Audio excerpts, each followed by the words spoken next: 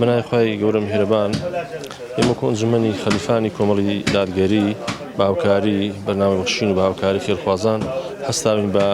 ئەنجامدانی سونەتی قوربانی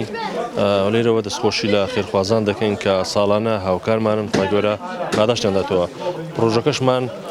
زیاتر ناو خەلیفان و دەوروبەر و گوندەکانی دیتەوە زیاتر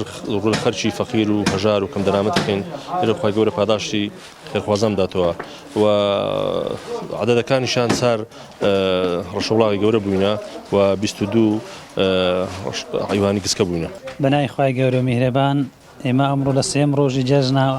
وەکو دەستگای خێرخوازی بەخشین نووسنگی خەلیفان هەستاین بە زیندووکردنەوەی سونەتی قوربانی لەژێر ئەو ئاەتەی خۆی گەورە فەرمێ فەصەلی لڕەبیکە وەنهار ئەم ساڵیش وەکو نەریتی ساڵانی دەستگای خێرخوازی و بەخشین هەستا بە ئەنجامدانی پرۆژەی قوربانی. ئێمە وەکو نووسنگی خەلیفان لای خۆمان